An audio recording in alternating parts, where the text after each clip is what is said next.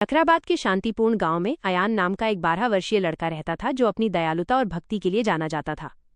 अयान अपनी विधवा मां के साथ रहता था जो पड़ोसियों के लिए कपड़े सिलकर अथक परिश्रम करती थी। उनके पास ज्यादा कुछ नहीं था, लेकिन वे कभी नमाज नहीं छोड़ते थे और जो कुछ भी थोड़ा बहुत उनके पास था उसके लिए हमेशा अल्लाह का शुक्रिया अदा करते थे।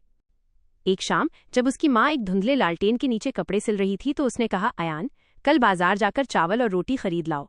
ये लो 200 रुपये, ध्यान से रखना। अयान ने सम्मानपूर्वक सिर हिलाया। जी अम्मी, इंशाअल्लाह, मैं जल्दी लौट आऊंगा। उस रात अयान ने दुआ की, ऐ अल्लाह, मुझे सीधे रास्ते पर रखना।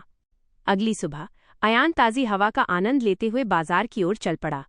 रास्ते में उसे प्यास लगी, इसलिए उसने पीने के लिए कुछ पानी खरीदा।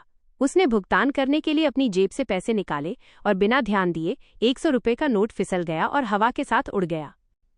जब अयान खाना खरीदने के लिए दुकान पर पहुंचा तो उसने अपनी जेब जांची माइनस और वो सहम गया। केवल 100 रुपये बचे हैं। दूसरा नोट कहाँ है? उसका दिल कांप उठा। वह बार बार अपने कदमों के निशान पर वापस गया। उसकी आंखें आंसुओं से भर गईं। अगर वो आधे भोजन के साथ घर लौटा तो उसकी माँ क्या खाएगी? लेकिन अल्लाह को दोष देने के बजाय अयान ने फुसफुसाया, हर चीज़ के लिए अल्हम्दुलिल्लाह, अल्लाह का शुक्र है। शायद अल्लाह मुझे कुछ सिखा रहे हैं। अयान एक छोटी किराने की दुकान में दाखिल हुआ। अंकल, मेरे पास सिर्फ 100 रुपये हैं। क्या आप कृपया मुझे थोड़े से चावल और थोड़ी सी रोटी दे सकते हैं? दुकानदार, जो बूढ़ा और बुद्धिमान था, ने अयान को प्यार से देखा। सिर्फ थोड़ा क्यों बेटा? बाकी कहाँ है? अयान ने सच्चाई से बताया कि उसने पैसे कैसे खो दिए।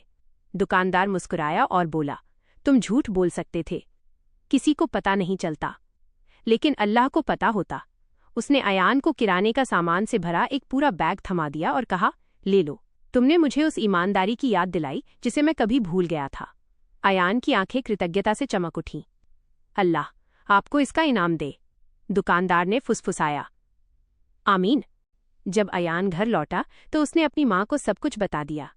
उसने दुआ में अपने हाथ उठाए और कहा, ईमानदारी बरकत लाती है। कुछ दिनों बाद अयान ने दरवाजे पर दस्तक सुनी। वह दुकानदार था। उसने एक बेकरी खोलने का फैसला किया था और वो चाहता था कि अयान की माँ कर्मचारियों के लिए यूनिफॉर्म सिले।